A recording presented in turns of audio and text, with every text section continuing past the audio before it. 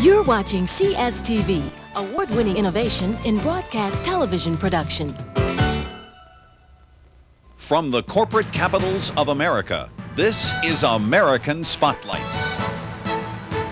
American Spotlight travels behind the walls of industrial America, bringing to life the fascinating success stories of American business and its people. Discover the secrets that make America the industrial capital of the world. Today on American Spotlight. And now from Chicago, this is American Spotlight. After years of healthy growth during the 1960s and 70s, agriculture and the industry supporting it suffered severe setbacks in the early 1980s. Many agricultural equipment manufacturers didn't survive the economic recession, and many of those that did found themselves smaller or weaker in a more competitive global marketplace. The Gehl Company of West Bend, Wisconsin is an exception. This maker of farm implements not only weathered the harsh economic storm of the 1980s, but emerged larger and stronger than ever before. We'll see why the Gehl Company is now considered to be the largest non-tractor agricultural equipment producers in North America. But first, let's meet President and Chief Executive Officer Bernard L. Nielsen and Gary Blinka, Vice President and General Manager of Gehl's Agricultural Division, our guests today on American Spotlight. Gehl's turnaround started when the company diversified its equipment to meet farmers' specialized product needs. Gehl then launched a line of machinery tailored for the light industrial and construction markets. During our first report, we'll get a feel for Gehl's current success as we look back on the company's history and see how its products are used today. The spirit of the American pioneer is exemplified by this nation's farmers. Enabling them to sow and harvest crops every season were the farm implement manufacturers who combined the needs of agriculture with this country's industrial know-how. Among the long-standing names of family farm tool makers is Gehl. The company's origin goes back to 1859 and a blacksmith shop in West Bend, Wisconsin. John W. Gehl took over in 1902, and when his three brothers joined him in the business, a tradition of innovation and family stewardship began. Through the Great Depression and both World Wars, Gehl products earned the respect of American farmers. Four of John Gehl's sons continued to run the business with the same commitment to quality as their father had. And the pioneer spirit which led the Gehl Company through more than 130 years of change in the farm equipment industry lives on today, as the founder's grandson, Vice President John W. Gehl, explains. We've retained our base in the agricultural dairy farm business through all the years. The farm business itself declined substantially in the early 80s. At that point, we took that pioneering spirit and started to acquire other product lines that supported our customers' needs. So that pioneering or entrepreneurial spirit really helped us to support our customers and our dealers as we've grown the company.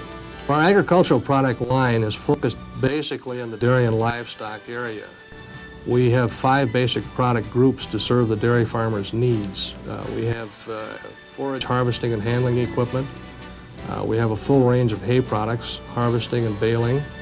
We have feed making equipment, we have manure handling equipment, and material handling equipment. Larry Schroffnagel of Schroffnagel Implement in Lomira, Wisconsin explains why farm implement dealers like himself have remained loyal to Gehl.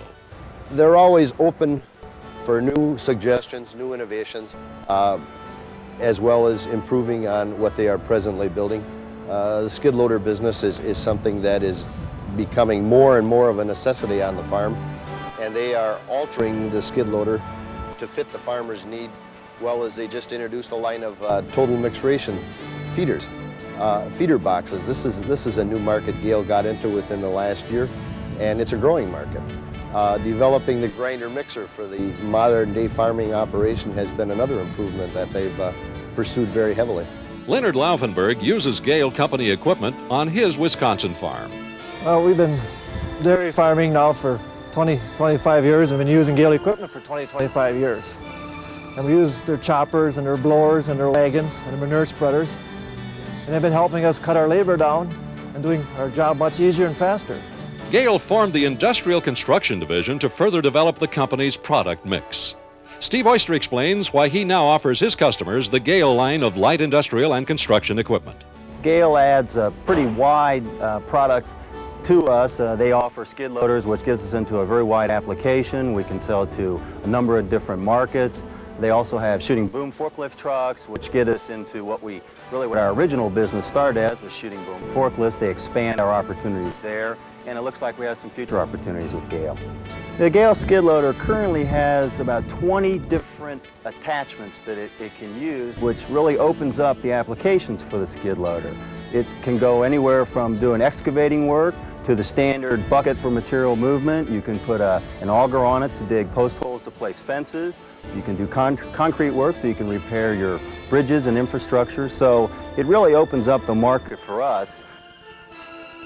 The Gehl Company's strategies seem to be paying off not only for its dealers and end users, but for the company's bottom line.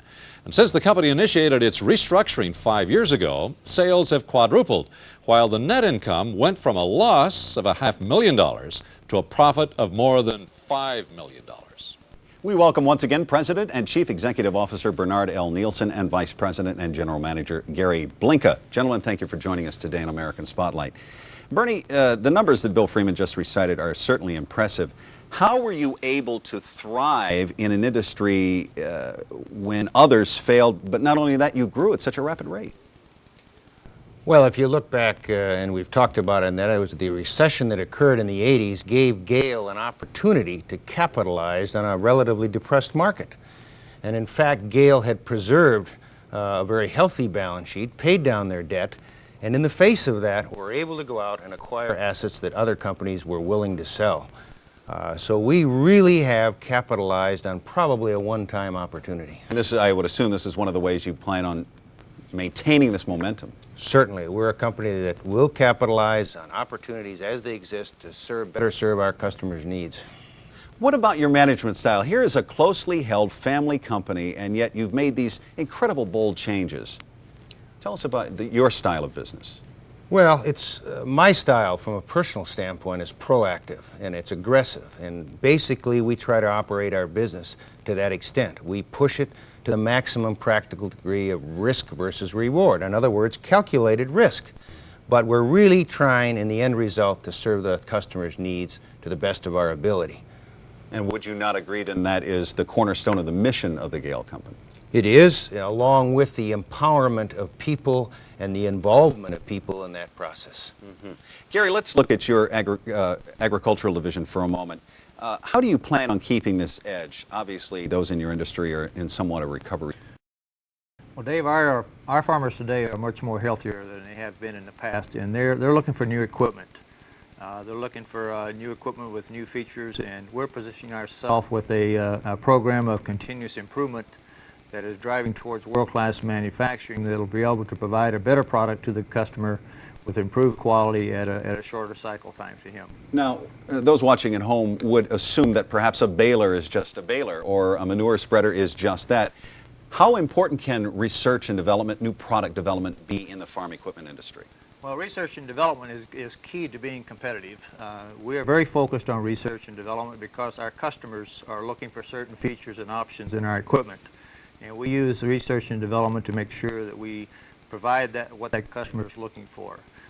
We've become a leader in many aspects of our equipment with such things as metal detector systems and our forage harvesting equipment, and also our weighing systems that we use for our feed making equipment. So we feel research and development is absolutely key to being competitive. Let's look at your market share for a moment, the agricultural division's market share. What sort of market share do you have? What are your markets? Well, our product lines are basically focused in the poultry, livestock, and dairy industries. And we have a complete line of products that serve the customer in those areas. We are gaining market share and have a strategic plan to gain market share each and every year. And we use our product and new development process to help us improve that market share. How do you market a product that would be seemingly unsexy, if you will? I mean, how do you do it so effectively? Is it a situation where you can offer new features that have the perception to customers that you're better, or that, how does that work? Well, the key for us is our dealers. Absolutely, our distribution system is what we feel it makes us successful. We help the dealer by giving him product specialists to help him understand the product more. We offer him training and assistance in merchandising and marketing programs, and really help that dealer try to understand our product and what its benefits and features are. Gary and or Bernie, tell us about the agricultural equipment market today, the industry itself. What role will you play in it? What role are you playing to change it? Well, I think from our perspective, the agricultural equipment market has recovered very nicely from the depression of the 80s. And we are prepared to address that opportunity technologically and with a much broader base product offering and a critical mass that really can serve our dealers and the customer out there. And frankly, we're filling a void that hasn't been filled by any other company. That being implements and that being primarily targeted to the dairy, livestock, and poultry farmer. So this interest in listening to the customer's needs and then supplying them the proper equipment or add-ons or whatever, you know, what term we use, is vital to your growth, but also vital to the perception that Gehl is a leading edge company. Absolutely, no question. That's the name of our game, and that's what we intend to continue to do. Great. Well, let's go inside the Gehl company and learn more about the people and the processes and the products. Here's correspondent Bill Freeman. Designing and manufacturing specialized equipment for certain niche markets has been instrumental to the Gehl company's recent growth and prosperity. In our following report, you'll see how Gehl puts it all together as we visit the company's main plant in West Bend, Wisconsin, and its focused factory in Madison, South Dakota. For more than 130 years, the Gehl company has been innovating new farm implements, and that commitment to product development has recently been intensified. Director of Industrial Construction Product Engineering, Jerry Austin. Product development is very important at Gehl, and it is well funded. A portion of the sales revenue does go back into product development. In the last year alone, we've put out several new products. One is a hydraulic-driven manure spreader for the ag business. We also have a new rough terrain forklift for the construction industry that was recently developed and will soon be released. And several improvements and enhancements in performance for the skid loader product line. We find the prototype effort, which is in-house. You merely walk outside the engineering department and there is the prototype shop, which is very useful. And we use that to test our drawings, test our tolerances, build one or two units up that we also put into fatigue testing and other things that we do to those. And without doing that initially, we would be doing those things on a high volume production line, and mistakes cost a lot more on that portion. So we want to have it right when it leaves our door here. Product engineering and research is based at Gehl's corporate headquarters in West Bend, Wisconsin. Working on a new agricultural product is engineer Kurt Kruger. I'm working on the 7150 mixer feeder, which is a new mixer feeder for our line. It's a smaller stationary type mixer feeder, which is going to expand our product line to be able to meet more customers' needs to fill our size range up and complete our line better. This unit is basically targeted for the dairy farmer who has a herd size of approximately 50 or 60 animals. It also will be used for beef herds or other smaller herds, so mostly in the Midwest region where the herds are of a smaller size. Farm implements are manufactured at Gehl's 500,000 square foot plant in West Bend and at the company's factory in Lebanon County, Pennsylvania. More than 1,000 Gehl employees produce agricultural equipment. The process starts with machining and metal fabrication. Shop Superintendent Robert Kudek. The importance of this division is that we manufacture most of our parts that go in the final product, and all of the quality is is maintained in this plant. We feel that quality has to be put in from the start in the small parts as well as the finished product. Like in the machining area, we will machine like our cylinder shafts for the harvester, which holds all the knives and the headers, the shaft that holds the flywheel. And then some of the smaller things that we machine is like a small casting that holds the knife sharpener. All of the machining is virtually done here at the West Bend plant. We have anything from a small milling machine where we mill keyways to the large 5-pallet CNC K&T machining center. And then in our sheet metal products, we have anything from shears to CNC punch, press brakes, which we form the material. We also have CNC punching and cutting equipment such as punch burn plasma machine. The finished metal pieces are transported to Gehl's 2 agricultural assembly lines. Plant manager Paul Niekamp explains. The process in this plant begins primarily in the welding department. We've got tremendous welding capabilities through our automatic welders, through our robot welders. We've also have a large labor content in our welding product. Probably 60% of the labor content in our products is welding. The Gehl assembly area is comprised of a power conveyor. That power conveyor allows us to build 14 different products on this assembly line. This is set up as a flexible manufacturing cell. The process that we use is basically we assemble the components, the weldments, the purchased parts. Once that's assembled, we then test the unit on the assembly line, and once we've tested the unit, we go into a painting operation. Following the painting operation, we do a decaling and a bundling operation so that we can send the product to our customer. Scott Zellner is an assembler on the line. Okay, we're assembling blowers over there. We take the paddles and we balance them, then we put them inside the blower assembly, and from there it gets rolled over to the assembly line. It gets installed onto the machine. Yeah, the paddles have to be perfectly balanced, otherwise there'll be a loud noise inside the blower and it'll make a lot of wobbling noise and it won't work properly. Just a good feeling to know that Japan's buying something made in West Bend, Wisconsin, and Australia, all over the world, people are buying our equipment, and not us always buying theirs. Something's actually coming out of our country. It's a good feeling. Forage harvesters, round balers, and grinder mixers are just 3 of the machines made here. And Gehl has used this system of production for many years. Build a variety of machines by starting at the head of the line and work them down to the shipping dock. But to compete in today's global economy, Gehl is evolving into a world-class manufacturer. That means new production methods, like the focused factories found in Gehl's Industrial Construction Division, a shooting boom forklift plant in Yankton, South Dakota, and this one here in Madison, South Dakota, as just-in-time coordinator Gary Rentz explains. Focused factory is exactly what it says. At one time, we produced several different round balers out of this plant. Today, we do produce only skid steers. We want to produce one thing. We want to be good at producing one thing. We currently have 8 efforts or programs under just-in-time, ranging from housekeeping, total quality control, setup reduction, which is a very key part of reducing for us in this organization, plant and equipment layout, which directs a workflow for us. InfoShare is a vehicle to kind of help, personally I feel, the just-in-time program come online. It motivates people in that when we can make true productivity gains, when we can build the skid steer on a monthly basis cheaper than we did before, we actually gain those gains 50 and 50. The company takes 50% of the profit and the employee takes 50% of those gains.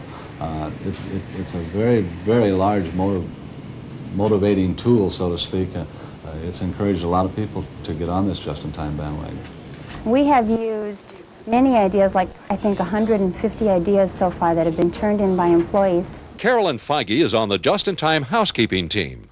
There's both dollar benefits because the company is more profitable when the employees are working to the best of their abilities, and I think the employees are happier and doing a better job because they know that they are doing something that's important. The creation of a new work culture and the commitment to becoming a world-class manufacturer runs throughout the Madison plant. As welding frame cell member Todd Struwe explains.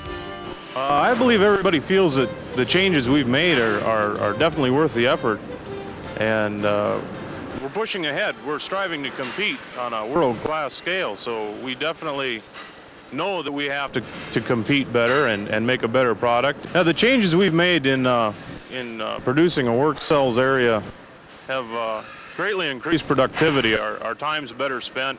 We're making a better product. As a result, I've seen setup time in certain areas reduced as much as 42%. With a revamped workforce and new production methods in place, Gehl manufactures its skid steer loaders more efficiently. Assembly line team leader Dwight Young.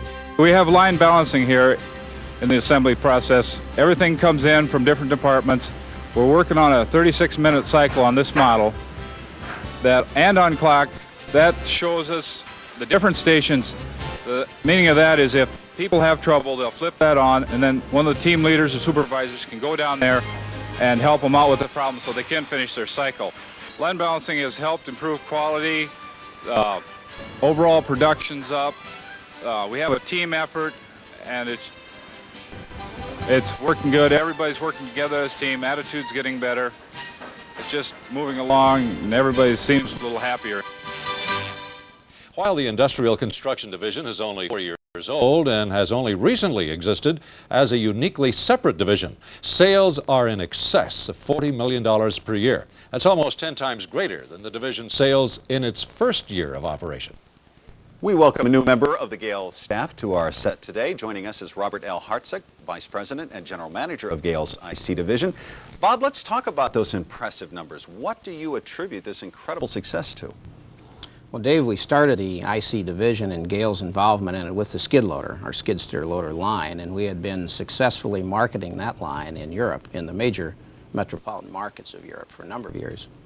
And we had been marketing that through the agricultural distribution in North America in the outlying communities, and found certain contractors buying that equipment from our ag dealers.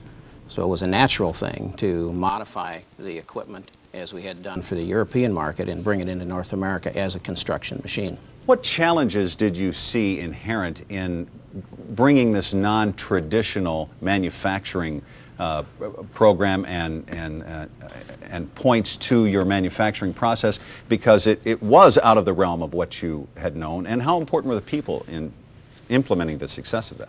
Well, we had a lot of fun with that program. We started it just over a year ago now in Madison, South Dakota, and we're bringing it into our Yankton plant also in South Dakota. The great fun was watching people responding to an entirely new concept in the workplace and in the environment in our plant. We did a lot of training with them. We listened to them. We involved them in teams, as you have seen in the previous work here today, and it's just happened very quickly for us there. Bernie, why hasn't the Agricultural Division incorporated some of these fabulous changes, these dramatic things? Well, on the contrary, we have, Bill, in a number of areas. For example, in our InfraShare program, which was piloted in West Bend, or our agricultural operations, and then will be spread to the industrial construction side. We have put in certain key programs that will lead to the full implementation of just-in-time. So we are, in fact, moving ahead in agriculture, and we're simply using the various divisions and the various plants to pilot implement, if you will, these programs that will be spread throughout the country, the company. So you feel the principles are equally as effective, whether it's in the IC or the agricultural, wherever it is in the company, whatever you do? There's no question in my mind that we are implementing the basic principles, concepts, and programs that we need to move our company forward, and we're doing it on an incremental basis so people can understand, if you will, and implement those things effectively on a long-term basis. Well, Bernie, in the case of these new programs, obviously capital investments are vital. How have you been able to finance all of these changes? Well, last November, we basically took the company public. We went from a private to a publicly held company, and most recently now we've gone ahead with bond issues in Pennsylvania for a new agricultural equipment company. So from the standpoint of finance, financial resources, product resources, and people readiness to address our business, we're there and we're ready to move ahead. Well, Bob, given the international situation, world affairs, our national economy, what are you pinning the future of the IC division upon? Well, we believe that the trend in the construction business is more toward rehabilitation and reconstruction rather than new construction. As a matter of fact, some folks in the industry today are saying that there is more reconstruction dollar being spent than new construction.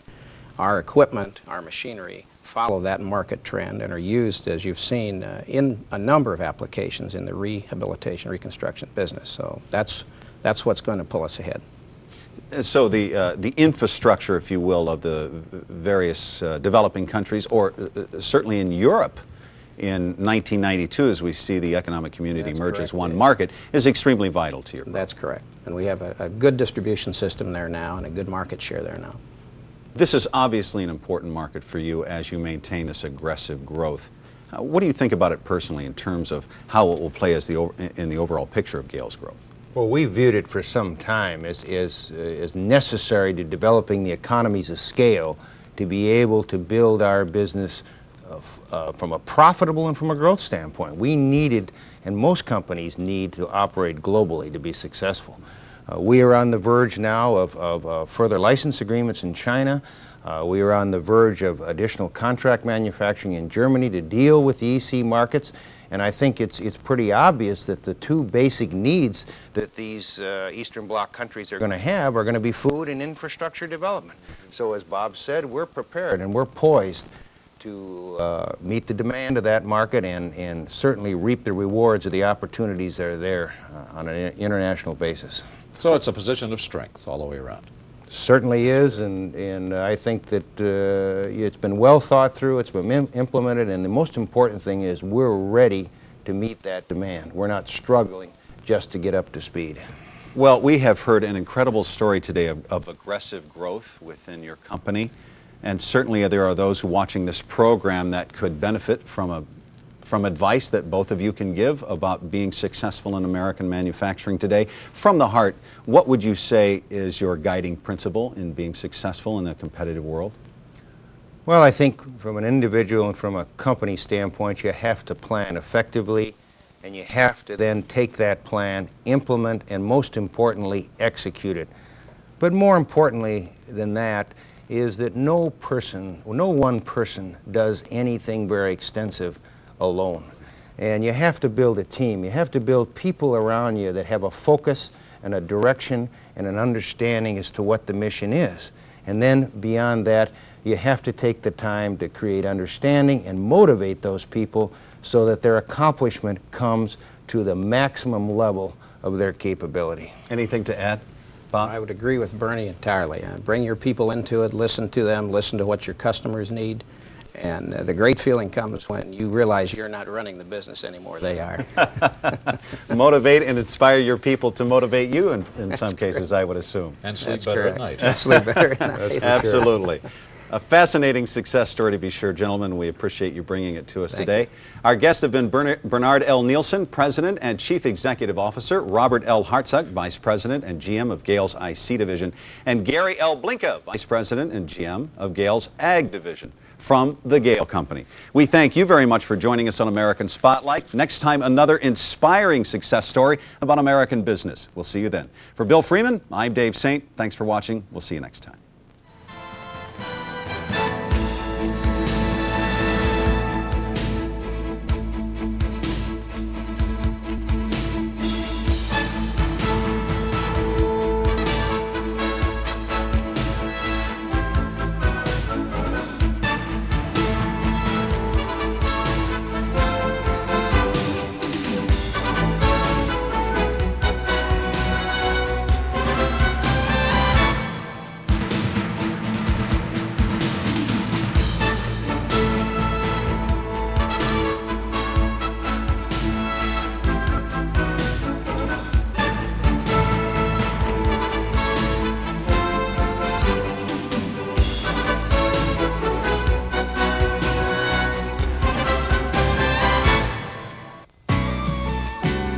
This has been a CSTV television production.